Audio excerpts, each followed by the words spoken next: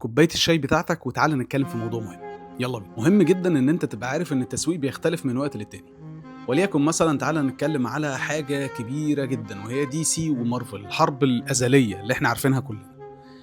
DC كcomics كانت أقوى بكتير من Marvel، لكن حاليًا Marvel أقوى بكتير من DC في الأفلام. تعالَ بقى نشوف المنهجية اللي كل واحدة فيهم كانت خدت المدرسة بتاعتها. DC خدت المدرسة إن عايزة تخلّيك ترتبط بسوبرمان، مش عايزة ترتبط بممثل معيّن، وعشان كده بتقدر تختلف من ممثل للتاني. أمّا مارفل كانت عندها اختلاف تمامًا، قررت إن هي تخلّيك ترتبط بأشخاص معيّنة. تعالَ بقى نتكلم على المنهجية والموضوع ماشي إزاي. تعالَ نتكلم مثلًا على Iron Man. Iron Man ده هو خلاص روبرت جونيور، فروبرت لو كان جرى له حاجة في الفترة اللي فاتت كان هيبقى في مشكلة كبيرة جدًا، فكان لازم إن أنت تموّت الشخصية أو إن أنت تنهي حياتها.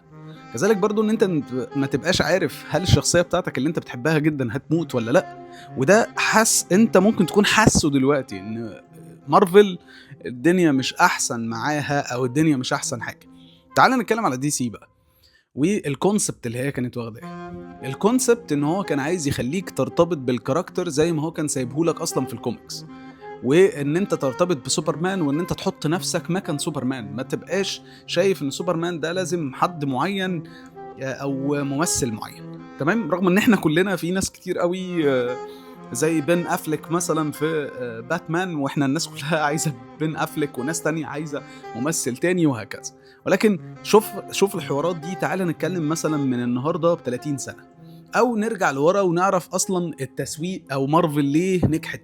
لو جيت تتكلّم هتعرف إن التسويق راح في حتّة تانية، وهو إن الناس بقت sensitive، عايزة قصص، عايزة ترتبط بالأشخاص. فلمّا تيجي تربط براند أو Iron Man شخصية معيّنة بشخص معيّن بكل حياته، ولمّا أنت تيجي تشوفه هو دايمًا، فخلاص أنت ارتبطت إن ده شخص حقيقي، مش مجرد شخصية خيالية. تعالَ نطبّقه بقى على واقعنا. البراندات لازم تعمل لها شخصية، وده اللي إحنا دايمًا بنقول إن لازم يكون لكل شخصية لكل براند persona. فأنت لازم تبقى أنت فاهم كويس أوي ده. أعتقد إن أنا قدرت أترجم لك يعني إيه persona بحاجة بسيطة جدًا عاملة مليارات، وهي مارفل وDC. سلام.